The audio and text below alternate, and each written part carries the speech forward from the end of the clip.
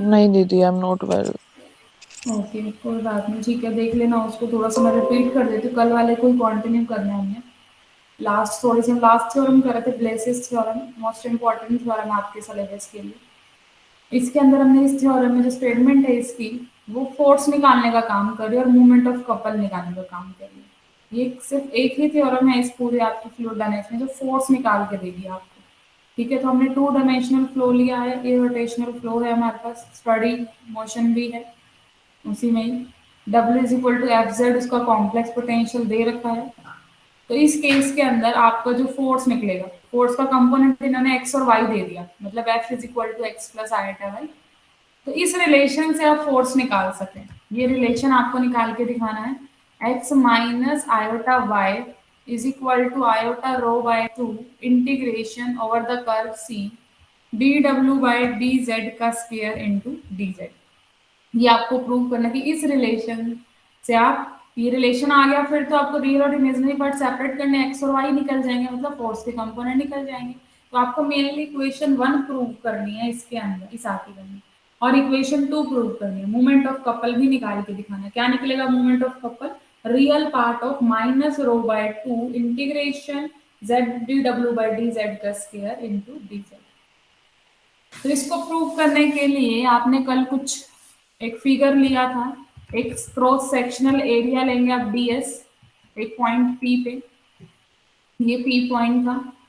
तो इस पॉइंट के थ्रू आपने, ये पॉइंट पी है, क्या क्या एक टेंजेंट ड्रॉ की थी, ये दिख रही है आपको एक टेंजेंट, ये टेंजेंट हमने ड्रॉ की थी जो एक्स एक्सिस के साथ थीटा एंगल बना रही है।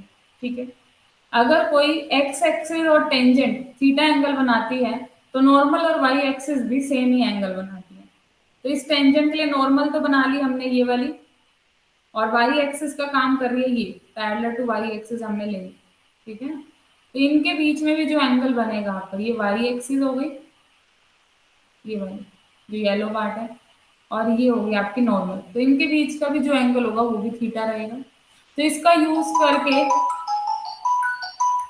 यूज करके हमने ये कहा था कि आपके पास कोऑर्डिनेट एक्सिस के अलोंग फोर्स के कंपोनेंट निकालो।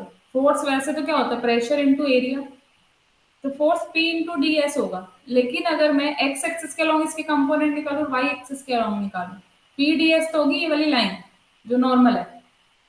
अगर अब मुझे ये वाली लाइन निकालनी है तो ये कैसे निकलेगी आपके पास, बेस बाय हाइपोटेनस करके आप ये निकाल सकते हैं, p d s cos theta आ जाएगी, और ऐसे ये लाइन परपेंडिकुलर बाय हाइपोटेनस करके आ जाएगी P d S sine theta. तो ये हमारे पास एक्चुअली में फोर्स के कंपोनेंट हो गए along coordinate axis. P d s cos theta तो अपवर्ड ही आई है, तो वो होगी वाई एक्सिस के अलोंग एज इट इज।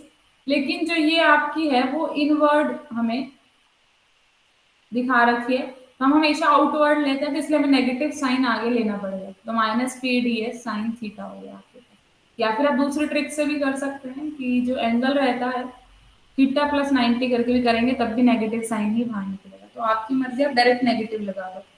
ठीक है, तो ये हमारे पास कंपोनेंट आ गया, मतलब ये आया फोर्स का कंपोनेंट से डी एक्स, ये हो गया फोर्स का वाई वाला component, x plus iota y से हमने फोर्स को रिप्रेजेंट किया था।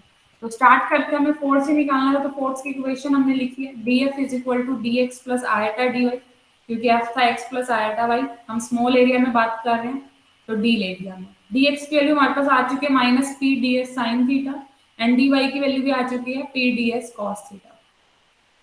क्या कि हमने आयोटा पी कॉमन लिया, कॉमन लेते ही cos theta plus iota sine theta अंदर बच गया और बाहर डी एस चला गया।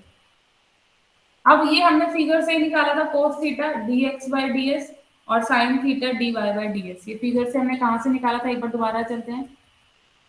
इस फिगर में जो आपको रेड वाला पोर्शन दिख रहा है, जो मैंने यहाँ डी वाई लिखा है, यहाँ डी एक्स लिखा है, यहाँ डी एस लिखा है, तो आपको पता थीटा के सामने ये बैठा है, ठीक है ना, तो ये perpendicular by D y by D S कितना आ जाएगा साइन थीटा, तो हमने वही लिखा D y by D S sine theta की जगह पे, देख सकते हैं साइन थीटा की जगह पे D y by D S लिखा है, और कॉस थीटा की जगह पे सिमिलर वे से D x by D s.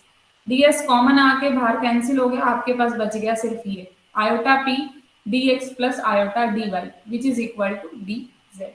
तो यहाँ तक हमने कल किया था, लेकिन अभी रिक्वायर्ड फॉर्म नहीं है। रिक्वायर्ड फॉर्म तो आपके पास कुछ इंटीग्रेशन की टर्म में आपकी वैल्यू वो भी D W by D Z का होल स्क्वायर भी आना चाहिए, साथ में डेंसिटी भी आया हुआ उसके अंदर आंसर में। तो हम प्रेशर इक्वेशन की तरफ बढ़ेंगे। प्रेशर इक्वेशन में कहीं ना कहीं डेंसिटी भी होती है। ये प्रेशर नहीं दे रखा आपको फाइनल आंसर में, तो इस प्रेशर को हटाना है। ठीक है, तो प्रेशर किस इक्वेशन से दिया जाता है आपके पास आज तक? क्या होती है प्रेशर इक्वेशन बोलूं या फिर मैं बर्नौली इक्वेशन से प्रेशर हमेशा निकालती थी, याद है? Yes ma'am. बस वही पुट करेंगे हम। P by rho plus half q square is equal to constant, ये हमारे पास इक्वेशन रहती थी। तो यहाँ से P की वैल्यू निकाल के हम यहाँ पे सब्स्टिट्यूट करेंगे। P की वैल्यू निकाल लेते हैं, ये कांस्टेंट को C बोल दो। तो P की वैल्यू C K बोल रखा है इन्होंने, आप भी K बोल दो। चलो, तो P इज इक्वल टू ये इधर आएगा K minus half q square, और जो बाय में डेंसिटी है वो कहाँ आ जाएगी, मल्टीप्लाई में।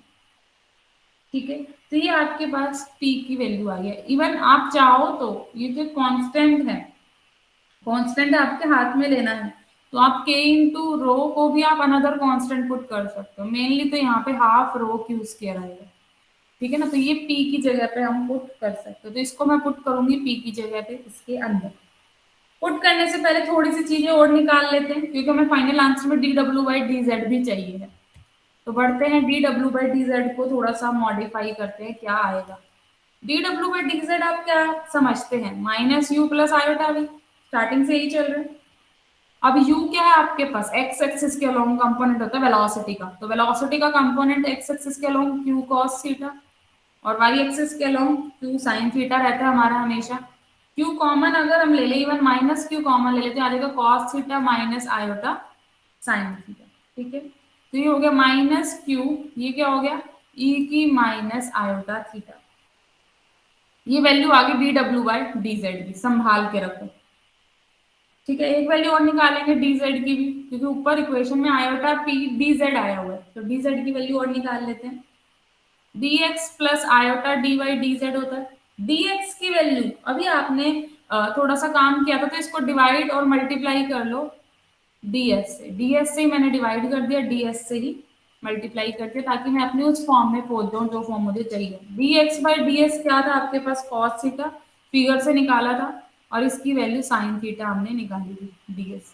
तो आंसर आ गया क्या, ई की आयोटा थीटा इंटू डीएस।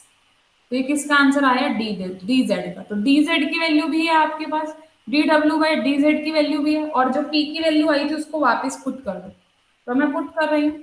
मेरे पास तो इक्वेशन थी d F is equal to iota P d z थी। पहले तो इसका दोनों तरफ इंटीग्रेट करो, इधर बन जाएगा एफ, इधर बन जाएगा, इंटीग्रेट करते ही आयोटा पी की जगह पे पुट कर देती हूँ के minus half rho q square D Z, ये बन चुका है मेरे पास। ठीक है, थोड़ा सा और मॉडिफाई करेंगे हम यहाँ पे। अगर मैं इसका इंटीग्रेशन करूंगी, ये तो कांस्टेंट क्वांटिटी, आयोटा के बाहर आएगा, इंटीग्रेशन ओवर डी जेड चला जाएगा। सेकंड वाले का करेंगे माइनस आयोटा बाय 2, तो बाहर आ गया, रो भी बाहर आ गया, integration q square D Z अंदर बच गया। ठीक है, सेपरेट कर दिया। अब इसका तो इंटीग्रेशन क्या आएगा, क्लोज्ड कर्व है आपके पास, तो क्लोज्ड कर्व में अगर हम वन का इंटीग्रेशन करते हैं, क्लोज कर्व दे रखे थे ना शुरू में जो कर्व थी, तो ये upper limit lower limit same put होके ये क्या हो जाता है आपके पास, जीरो हो जाता है ना, ये जीरो हो जाएगा। तो सिर्फ बचा ये वाला। ठीक है, जो ये बचा इसको मैं थोड़ा सा देखो खोल के लिखना चाहूंगी, एक बार देखना मैं क्या लिख रही हूँ। डी जेड की वैल्यू हमारी निकल के आई थी कितनी, ई की आयोटा थीटा डीएस। जरा देखो वापस जाके, डी जेड की वैल्यू यही आई थी हमारे पास, ई की आयोटा थीटा डीएस, वो मैंने पुट कर दिया। और D W by D z की वैल्यू क्या थी, माइनस क्यू ई की माइनस आयोटा थीटा। ये मैं बनाऊंगी यहाँ पे, बनाओ यहाँ पे देखो, माइनस आयोटा बाय 2 रो, और ये क्या है क्यू स्क्वायर ई की आयोटा थीटा। तो मैंने क्या किया इसको, ई की आयोटा थीटा को ई की आयोटा थीटा डीएस, एक सेकेंड रुकना, यहाँ पे है हमारे पास minus iota rho by 2 Q square e की, हाँ ठीक है, ये किसकी वैल्यू आई है, एक्स प्लस आयोटा वाई की वैल्यू आई है। एक सेकंड के लिए रुक जाओ, हमें फाइनल आंसर क्या इक्वेशन दिखानी थी, हमें इक्वेशन दिखानी थी एक्स माइनस आयोटा वाई के लिए। ये इक्वेशन किसके लिए आई है, एक्स प्लस आयोटा वाई की आई है। तो हम क्या करेंगे, कॉन्जुगेट ले लेंगे बोथ साइड, क्योंकि हमारे को फाइनल आंसर इक्वेशन 1 वाली दिखानी थी।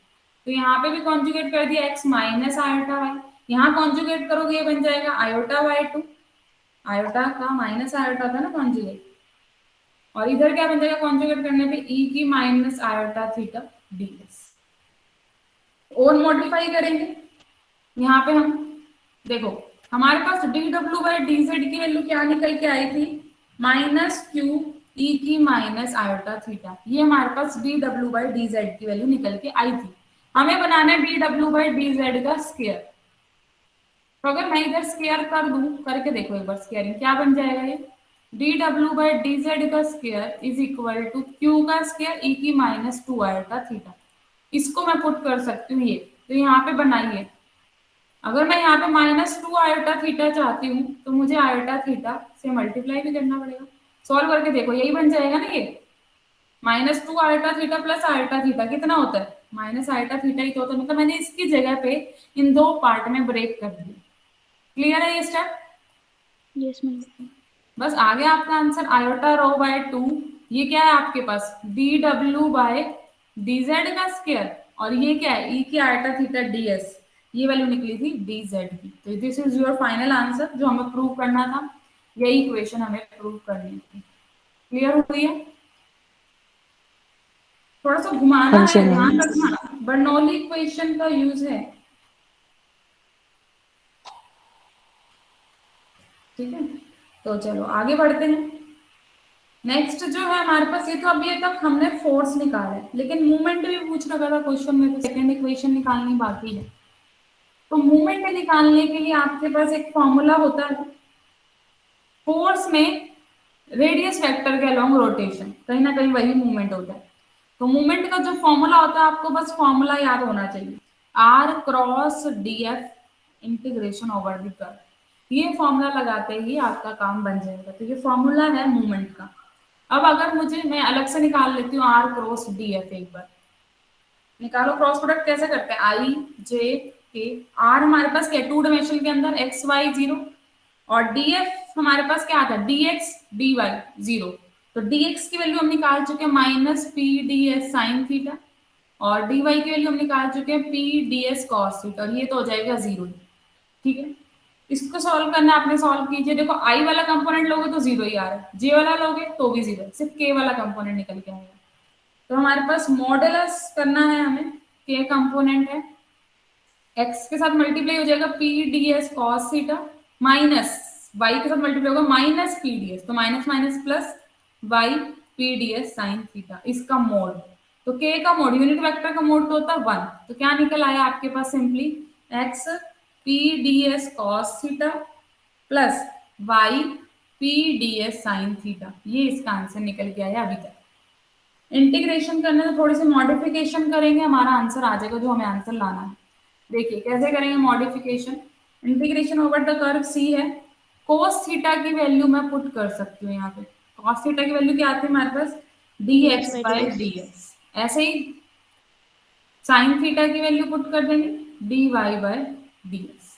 ठीक है, डी एस से d s cancel, d s से डी एस कैंसिल, क्या बच गया हमारे पास, p कॉमन है दोनों में, x d x plus y d y, यही बच गया। बहुत सिंपल था, लेकिन इतना सिंपल तो आंसर नहीं था। p की वैल्यू भी तो पुट करो, p तो खत्म करना है। p की वैल्यू हम पहले ही निकाल चुके बर्नौली इक्वेशन से, half rho q square into, ठीक है ना, यही वैल्यू निकाली थी, इंटू में यहाँ पे x डी एक्स है प्लस वाई डी वाई है।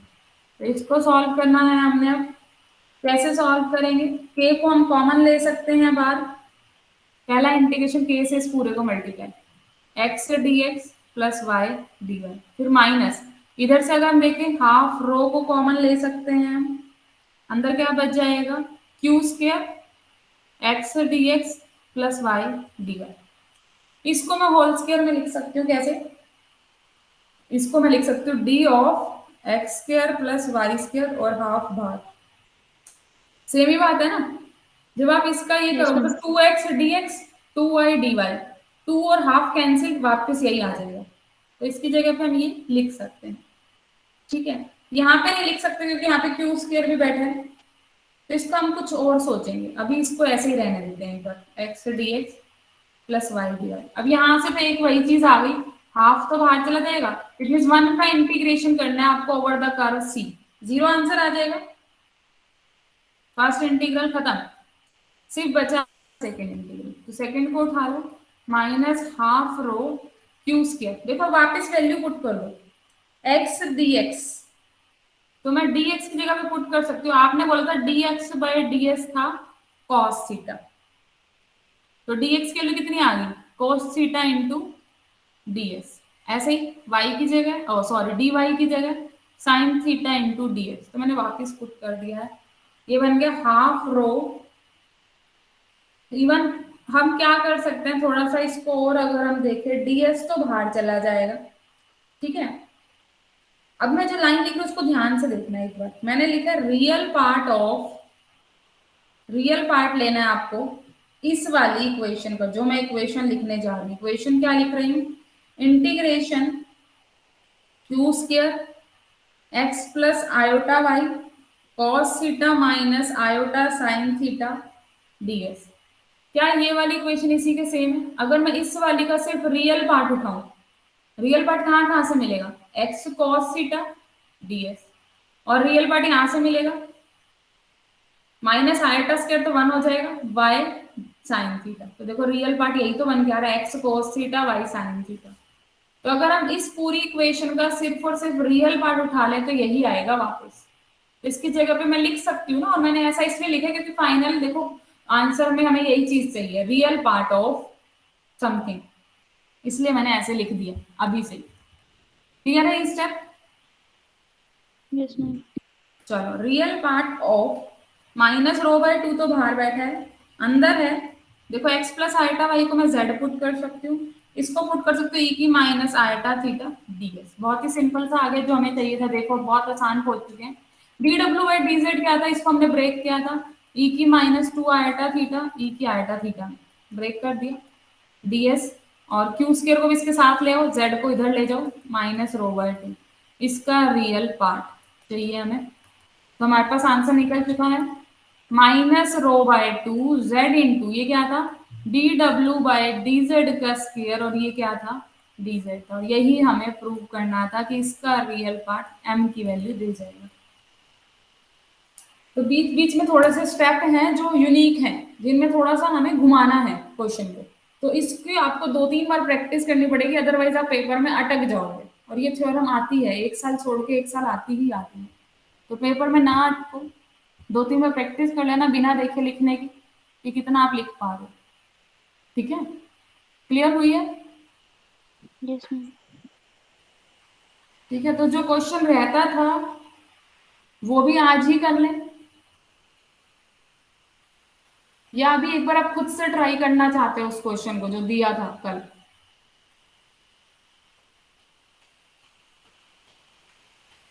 मैम ट्राई कर लेंगे। ट्राई करोगे, ठीक है। रेशम ने तो अभी खैर करा नहीं, उसकी तबीयत ठीक नहीं है, लेकिन नहीं, हाँ तुम कर लेना आज ट्राई, अगर फिर भी कोई प्रॉब्लम आती है तो कल हम उस क्वेश्चन को डिस्कस करते हैं, फिर प्रॉब्लम डे वाले दिन उस क्वेश्चन को हम डिस्कस कर लेंगे, जब आपकी और प्रॉब्लम्स भी साथ में आ जाएंगी। अच्छा क्वेश्चन है, उसको ट्राई कर जरूर करना, ठीक है। Yes ma'am. चलो, फिर मेरी तरफ से आपका सिलेबस खत्म है एक तरीके से, प्रॉब्लम्स रह गए हैं, जो भी प्रॉब्लम होगी वो हम प्रॉब्लम लेंगे, किसी को कोई डाउट हो आप मुझे किसी भी टाइम आप पूछ सकते हैं, ठीक है। रेशम आप भी? हाँ जी दीदी। ठीक है, चलो देन आज की क्लास इतनी ही देर की थी, खत्म ही हो गया सिलेबस, ठीक है।